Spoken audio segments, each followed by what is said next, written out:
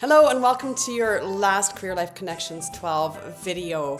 I've been so grateful to learn and work and record with you on the traditional ancestral unceded Stolo territory of the Summative, Chilquic, and Palaut peoples.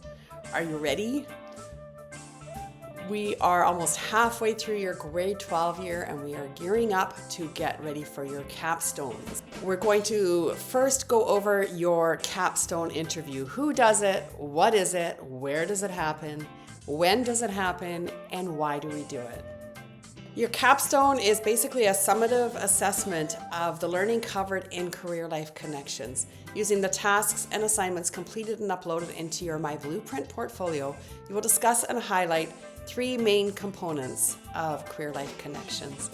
We'll be looking at career and life readiness. So you will be talking about your plan that indicates you're prepared to transition from secondary school into adulting, no matter which pathway you are choosing. We will be talking about community connections, and this includes at least 30 hours of work experience and or community service. And demonstrating of your experience and skill set and how this benefits both you and the community. Finally, we will be looking at your readiness to handle things around personal health, the skills, plans, and supports that you may need to be in place as you move beyond high school. Who does your capstone interview? That will be either your career ed teacher or your alpha counselor, and there are possibilities of a few other people. What is it? It's about a 15 to 20 minute discussion of your Career Life Connections tasks in your completed myBlueprint portfolio. And it happens either in your career ed class or in your counselor's office. When does it happen? Once your Career Life Connections 12B tasks are done, starting in January. Why do we do this? To ensure that you're ready to move to the next step of your learning experiences in work, in school, in the world, in life. Also, it's a graduation requirement. And starting in mid-February, those who are done their Career Life 12B and capstone interview will have access to Flex 12 on Tuesdays, a special Flex opportunity that's limited to only graduating students. Those who are not done their portfolio work and interview will be assigned to Career Life 12B with designated teachers or admin until complete. Then you will be able to access the Flex 12 instead. A reminder to get your 30 hours of work or volunteer experience that you've completed after June of last year uploaded into myBlueprint. The directions for uploading this evidence and what kind of evidence is acceptable has been reviewed with you before and is available in your Career Life Connections 12 team. A reminder that we have Mrs. Wiseman, who's often putting things on announcements or who you can go see directly, who can help you with this if you haven't got your 30 hours in place.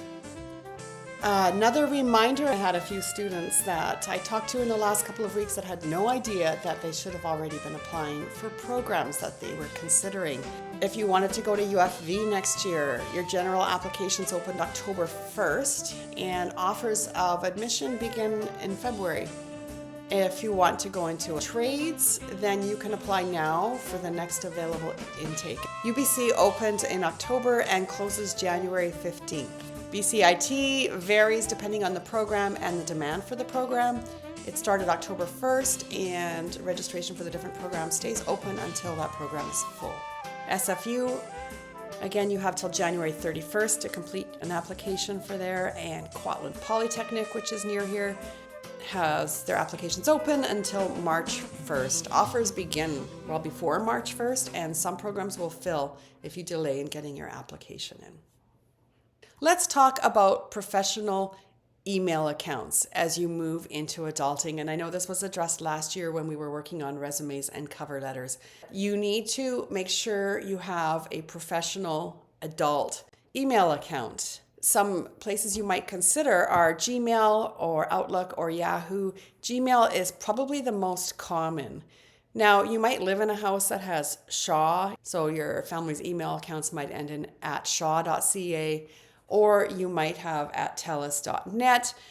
The challenge with these type of email accounts is as you are adulting, you might be moving locations here and there and everywhere. And if you no longer have access to something like Shaw or TELUS, then your account may or may not be able to continue to work for you. You want to create an account that is easily transportable. That's why Gmail is really probably the most common account to use. As you watch the following video on email accounts, pay attention to the recommendations for how you should word the first part of your email address.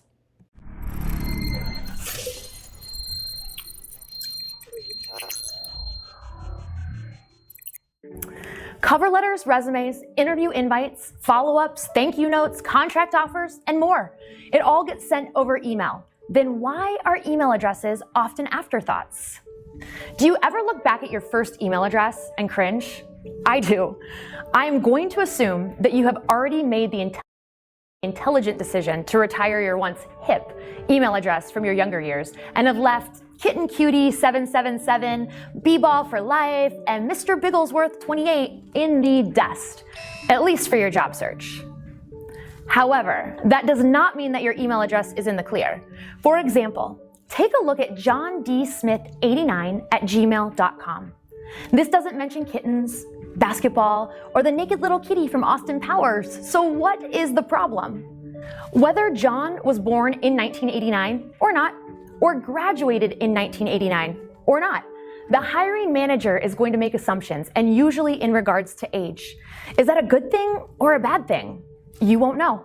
You want to stay away from anything that could create a stereotype of how young or how old you are. What about Indiana U football fan at gmail.com?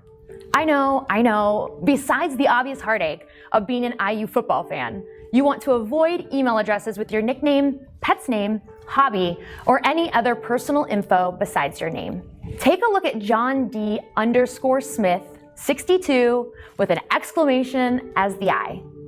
The best email addresses are simple and easy to understand. Avoid using numbers and any symbols because these can be confusing since they take concentration to decipher. When I speak to job seekers, a lot of times they tell me that they had to use such email addresses because their name was already taken by another user. If you're having a hard time finding a suitable combination of your name, don't give up. A professional email address can really help you land the job. Instead, expand your options to include your middle name, initial, or a word related to the field you're pursuing. Another reminder is that a few weeks ago, you were seeking a reference letter to add to your myBlueprint portfolio. And if you haven't added it yet, then you need to open your portfolio for this course, add box, media, and then you can choose to add a file if you've gotten it electronically or a picture of it if you have a hard copy of it. Make sure that this is added into your myBlueprint. All right, so now we are going to dive into your resume and cover letter options. So you will be updating these and then taking them out of myBlueprint because these templates are ones that you can use forever and you won't want to be accessing myBlueprint forever. So we need to make sure that you have these in a place that you can continue to add your experiences, continue to revise and so forth. You literally can keep using the same cover letter, saving it under a different name for everything you apply for years and years and years to come. And the same with your resume. What's the difference between a resume and a cover letter? Your cover letter and your resume often make the first impression on a hiring manager or a scholarship and bursary selection committee. However, they do have different purposes. They have different formatting, different content, and again, different purposes. A resume is a brief document that summarizes you as a job candidate or a candidate for whatever program or scholarship or bursary you're applying to. A cover letter is a more detailed document that shows your desire for a particular job. It's an opportunity to demonstrate more of your personality than you can do on your resume. And you can discuss specific items listed on the job or scholarship, bursary, post-secondary program description and how your skills and experience match those requirements. You can customize both a resume and a cover letter for specific opportunities, But the cover letter really lets you show more about who you are. Quick review of resume do's is you need to include your actual contact information. Some of you last year were putting in fake emails and addresses and phone numbers. Please make this a real resume now. You want to use action words or verbs like coached, designed, built, organized to describe your skills and experience. When you're taking it out of myBlueprint, you want to make sure you're choosing a common non-decorative font and keeping the font size between 10 and 14, ideally 12. So Arial or Times New Roman are common ones, nothing italicized, nothing cartoony, just very straightforward. You want to use dates to show when you did things, not just the vague 1 year sort of scenario. So starting month and ending month and so forth. You want to be a little bit precise and present specific accomplishments and achievements when describing your previous work experience rather than simply listing responsibilities. And of course, proofread. Have several friends proofread it as well. One typo can land your resume in the garbage. 2 typos or more and your chances are greatly diminished of getting whatever it is that you are applying for. So in resumes, of course, you don't use paragraphs, you use bullets to highlight information. You don't include personal information like gender, religion, nationality, date of birth, height, and weight. These are items that companies are not allowed to discriminate against. You make sure you don't include those. Now, if you are applying for a scholarship or bursary that is looking for someone with a specific disability or hearing problem or whatever, then in your cover letter, you can indicate that specific thing to match the bullets on the application. You don't use personal pronouns like I or me. A resume is written sort of in telegraphic way, omitting personal pronouns and articles. So instead of saying I developed a new product, you would just simply say developed a new product. You don't fake dates, don't fake job titles, don't fake work responsibilities, because if someone checks your references and finds out you lied, you will not be a candidate for whatever that is that you're applying for. So before you do your resume updates for this year, in your grade 11 portfolio, read the feedback on your resume. Remember that in each section of your resume, you put the most recent items first. And check that your letters in your postal code are capitalized, your street names, your province abbreviation, those are all capitalized. And here's an example. There were many resumes last year in grade 11 that had some items not capitalized correctly. It might be in your feedback. Please check your feedback from last year so that you can see any specific suggestions. For your education, you want to put GW Graham Secondary. The Graham and the secondary are both capitalized because they're part of a proper noun, a full name of something. When you go in to edit your education, you want to make sure that you're showing that you are a grade 12 student and you are working towards your Dogwood diploma. Both capitalized, and you can actually put in an end date now. Last year, you would have left your end date blank and it would have just said to present. Now you can put in June 2023. Woohoo! You're going to be doing the same thing with your cover letter in terms of putting in updates, reading the feedback from last year on your cover letter. You can check that your capitalization is accurate, the same as your resume, and going through it and checking for your grammar and spelling and whatnot. And then you can add your updated cover letter to your portfolio for this year. Your next step is going to be taking your resume and cover letter out of myBlueprint. Now, there are so many tools you can use. The Google Docs that goes along with your Gmail account, hopefully that you've created, will allow you to save things. And if your computer dies, your phone dies or whatever, it's saved in the cloud. So you can access it from any computer where you can log into your Gmail and your Google account. So it's a great, safe place to save it. Let's take a look at what that looks like inside myBlueprint. Inside myBlueprint, you can see your existing resume and cover letter by going under the Work tab to Resumes. Now, if you are new at our school this year and you need to build a resume, I will put a link in your lesson document so that you can see the video on how to do that. But I'm going to take this resume, it's the most complete one here, and I'm going to duplicate it. I'm going to call it my Capstone resume. Then I can go through and I can edit anything that is needing updating. So if I click on the edit button, I can edit things like my email address. I'm going to need to use my Gmail address because this is my resume I'm getting ready for adulting, and make sure I've got all my capitalizations correct. Chilliwack is capitalized, BC is capitalized, and so forth. The letters in my postal code are capitalized, and click on save. Recently, I was at a Career Education Society conference, and it was fascinating because I was listening to a panel of human resources people that recruit for different companies. And they said that you should have an objective that relates directly to what your goal is. So this is something you would change depending on what you're working towards. So I'm going to leave this as it is right now. But when you're adulting, you customize that for what you're trying to get. Work experience, perhaps you gained some work experience over the summer. You click on the Add Work Experience button and you can fill in the tabs here. If you need help, it gives you examples of what kind of information here and reminds you to use action verbs in present tense for current position and past tense for previous positions. So I am going to say that I was a cashier at Save On Foods, and I can add tasks and responsibilities. So obviously I rang in groceries. I'm still there, so I'm going to use present.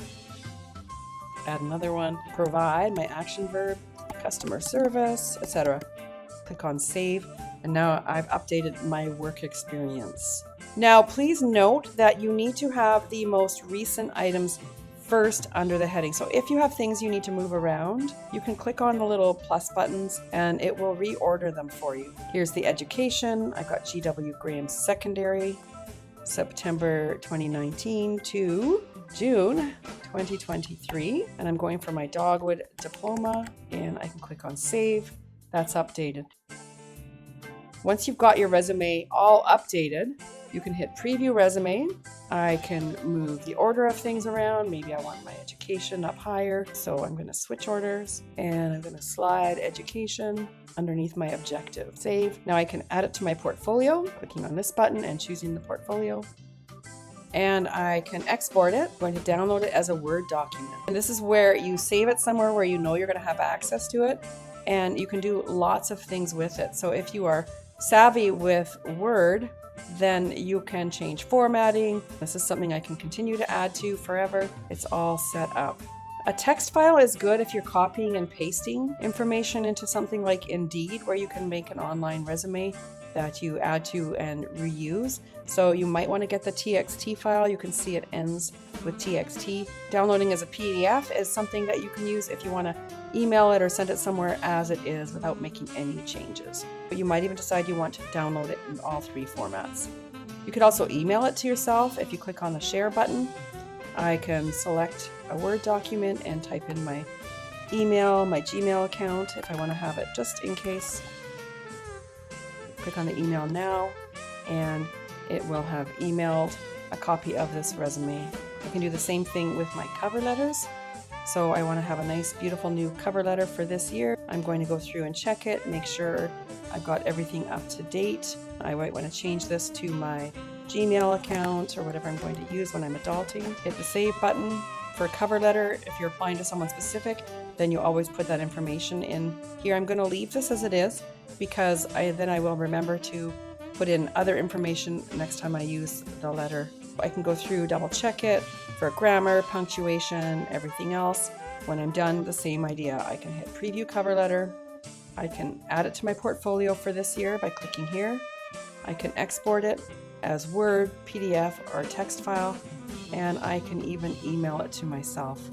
I'll email it as a Word so then I can make changes for different jobs that come up.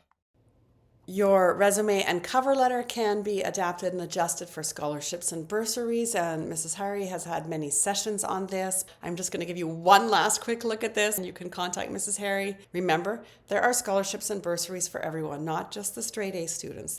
Please don't hesitate if you're thinking of going into post-secondary program, even if you're taking a gap year, to please apply for those scholarships and bursaries. The GW website has all the information you need. I will put a link for that in your assignment. There are some deadlines coming up. The internal financial awards, there's a massive list of them. Those applications are due February 9th. And external financial awards have a massive list. Those are due February 23rd. And there are a couple in April as well. Do not wait until February to start to pursue these. You might need to collect reference letters and put together all your documents so that you can have a better chance at succeeding at this. The last thing I want you to be sure you're aware of as an adult, there are many job boards that you need to be aware of, whether you're looking for a summer job or going right into the workforce as your chosen pathway. Chilliwack Employment Services is a WorkBC Employment Services Center. On their website are links to many different job boards. So that's one that hopefully you will be able to take some time to explore. And at the very least, maybe copy and paste that information into a note on your phone or somewhere where you will have it when you need it. Indeed is a really popular place to search for jobs currently, including internships related to your post-secondary studies. So maybe you're going into biology or environmental sciences or something. You can put in internship or summer job and your category, and it will help you narrow down many opportunities. If you are going straight into the workforce, you might want to consider public service jobs because these are union jobs and they have decent pay, really good benefits. And so you need to look up public service in either the province or for Canada.